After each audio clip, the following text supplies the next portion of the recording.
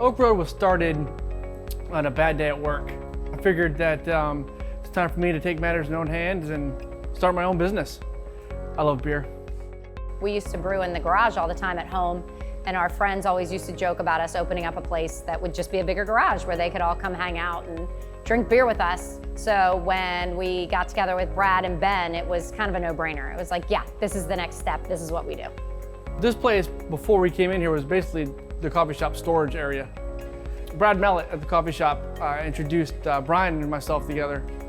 And even though it was a little rough in the beginning, we're best friends now and couldn't have a better business partner.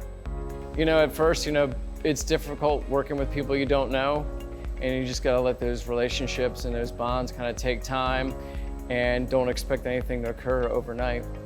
It was Somerville's first auto dealer, if I'm not mistaken. It was a Chevy dealer, and his brewery was the mechanic's garage. There was no floor like you see now. It was literally just basically the cinder block footers of the building, and it was dirt in the middle of it. Pretty much the whole area was just literally dirt. We had to raise the floor about 6 inches, so there was about 6 extra inches of concrete. All the windows that people see and where the doors are, those used to be windows. And then we painted it, built the bathrooms, and put the cooler in, and built the bar and all that. So it just had a lot of history and feel to it. And coincidentally, everyone always said it's like hanging out in your buddy's garage, but I don't think most people realize that it actually was. So we both work. I'm a middle school science teacher, and I have been a teacher for the last 22 years here in Somerville. And so being able to do this and balance those schedules takes a lot of planning, along with our 15-year-old son and all of his scheduling and those kind of things. So we relied on a lot of help from volunteers and working together. And it's definitely a labor of love, but it's one that we truly believe in and we want our community to have. Well, I knew my commitment was going to have to be every day I didn't work at the hospital. I was pretty much going to be here. It was the only way really to get things rolling, get things started, and actually get things moving, and actually get the experience I needed to be able to brew at a level that was going to be consistent and at a higher volume. There was no doubt that it wasn't the right thing to do. There was definitely doubt that maybe we bit off more than we could chew. Our customers are why we're here today. They were here in the beginning, through all the mistakes that we made. We've had some bad beers. They kept coming, and I think a lot of that has to do with us being here all the time and creating that connection with the customers is why they keep coming back.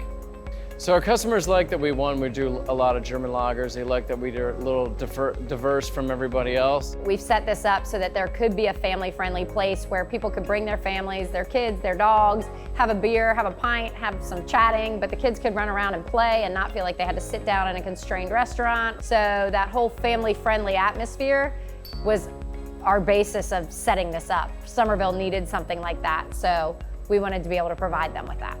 Beer is our vessel, but we're about community. And the beer is what brings people in, and we try to be a place for everybody. It's unpretentious. It's just beer. Come in and hang out with your neighbors and just get to know them.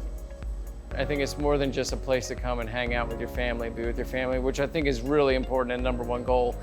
But we try to be a little more proactive on the other things like bands. We do trivia, different events like the Roaring 20s party we did. The Pink Boot Society that we have started has been a big success, and I think it's really kind of broadened our horizons here just as a company. We have the Dorchester Paws. We work with the Ales for ALS, and we've done the Resilience Beer with Sierra Nevada so that we can give back to different organizations that we really believe in and want to support, along with the military and veterans groups. We work a lot with them as well. Just really helping give back to the community that has helped us so much is super important to us. It's what we want to do. So we're coming up on our 5th year anniversary, which we're pretty proud of that. We've been through a lot in that time frame.